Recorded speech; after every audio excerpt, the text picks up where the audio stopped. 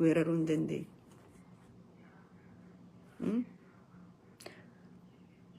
Arra qacaccabanii akka daaraa buqootti gargar faca'anii biyya isaanii guddoo diiganii sadarkaa kanaan if ga'an lafa Oromiyaa humnaan qabanne hoggaa ja'an gabbaanii nama saalfachiisa. Tanaaf lafti isin humnaan qabattan hin jiru. Kana ka isin wajji godhaa jiru namicha kiiloo 4 taa'u kan nuti siin morminuu yoo feete duyda keenyarra deemi waanuma nuti jenne qofaa nuun je iyattaniin saniitu kana isin wajji godhaa jira jechuudha. Garuu ummanni Oromoo waa takkaas arkachaa hin jirtu, waa takkaas sii godhamaa hin jiru. Irra fiixeen qubee afaan Oromooti ta'ama soddomman kana wanni godhaa turan.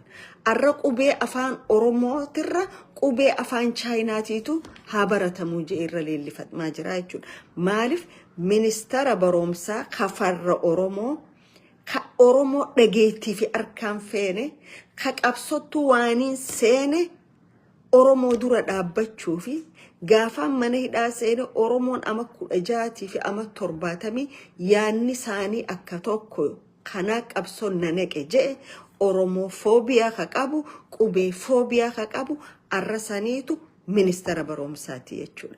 Oromoon gaafni ati duute gaafa namichi kun ministeera barumsaa siite jechuudha. An sabni biyya san keessa jiru ka ilaalcha gaarii qabu saba tokkoof kabajaa qabu walqixa ummata tokko tiriit godhu angoo biyya sanii qabachuu hin qabu miti. Garuu namni jibbanna Oromootiin bokoke akka ammallee Oromoon akkuma ekonomiidhaan if booda deebisuu sagantaa kaayyatanitti Oromoo barumsaan if booda deebisuu ka jedhu sagantaan bara Haile Sillaasee arra Biraaruun Raggaatiin ragga'amaa jira jechuudha. Afaan Oromoo maaliif afaan Chaayinaa akka biyyoolessaa baratamu jedhame. Afaan Oromoo saniifu prioritiin hin kennamne maaltu fide jechuudha. Because biyya san walakkaa ol Chaayinaa waan bitatteef jecha. Kana jechuudha. Garuu dhiini ilmaan Oromoo, dhiini qaroo fi qarree Oromoo gaafii mirga abbaa biyyummaatiif bahe arra sirna badaa sirna Oromoo arkaan barbaanne sirna faashishtii ka gubbaan Oromoo fakkaatu keessan diina Oromoo ta'e harka bu'ee jechuudha. Kanaas ka if godhe Oromoodha. Kanaas ka godhe hayyoota Oromooti. Kanaas ka godhe aktivistoota Oromooti. Warra ni nyaanne je'ee fiigee nyaadhame jechuudha.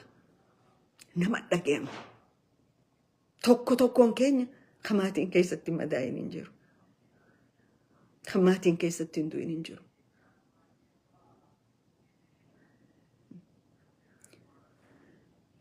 Aanan ganna qame hambada qabatanii jedhan. Ammallee alert. Sheekottiin gabbaatanii waazii jimaanuu raggootan. Kunoo lafti baalee ta'arra Soomaaliin fudhatte taniin amma isinii himetan jechuudha. Lafti Harargee talaalanii agartanii jechuudha. Rabbiin dura silaa wanni waajiba isinii godhe nagee ummata keessaniitiif nagee biyya teessaniiti. Garuu ajandaa mootummaa qabatanii gabbaataniiti zoonii tokko irratti lola ekonomii labsitanii jechuudha. Amma naannawa dila kana baala keessaa fudhamee naannawa Soomaalii jala galee alaabaa isaanii irra dhaaban Oromoo achi ari'anii warra biraa fidanii achi galchan hoggaa jedhan isinitti hin dhagahamu sheekotti Oromoo. Sheekotti akka teessaniiti tamiidiyaarra ol baatee lafa san lafa teenya deeffannetti eebbisaa jirtu. Kun maal nama agarsiisa? Gatii mootummaan waan kan harka keessaa qabuuf sheekottiin takka gabbaateen dubbattu jechuudha. Zim hin agarre hin dhageenyedha. Garuu Rabbiin itti isin gaafata. Rabbiin itti isin gaafata. Ummata keessaniif maal gootanii haqa ummata keessanii eeydanii ni jira moo hin jiru sheekotti keenya kun. Jiruu addunyaati jettanii hanga jirtan kana jettanii dhugaa saba kanaan awwaalina. Haqa saba kanaan awwaalina. Saba kanarratti cubbuun hojjetina.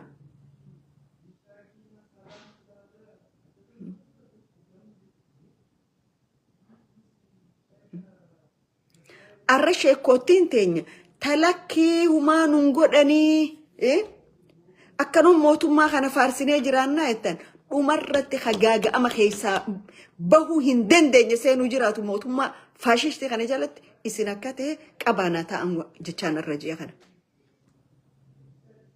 Akkuma dheengadda abbootii gadaa manguddoo san manguddoo akkamiin namni manguddoo akkasii harki dargaggeessaa dhawa. Akkamiin namni manguddoo akkasii ciibsee duubaa dhawa.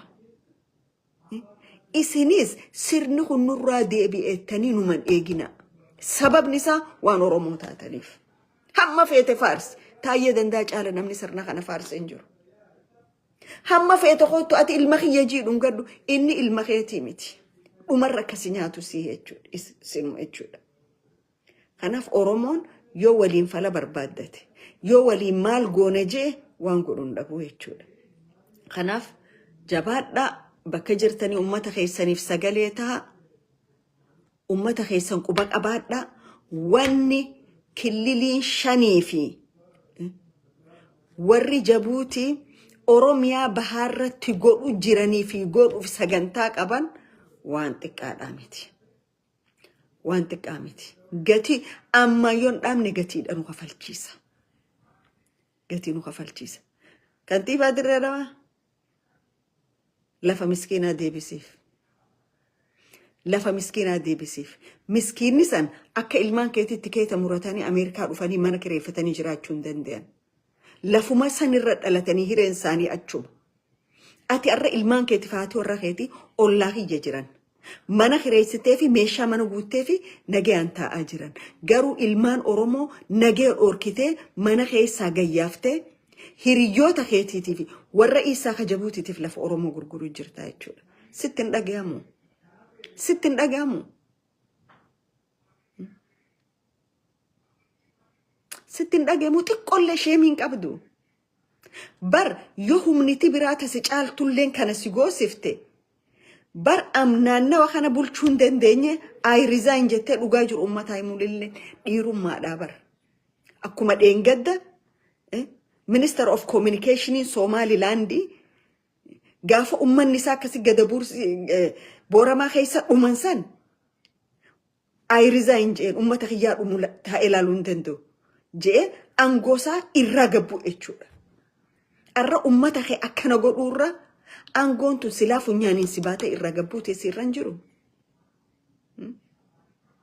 Lafa haadha hiyyeessaa gurgurachaa haadha hiyyeessaa ajjeesaa joollee akkasii hoggaa tiraaktarri mana irra diigu karaa akkasii fiidu san joolleen san silaa joollee ta'e taate maal taate maal jettamoo Khadiir Mukhtaar Khadiir Johar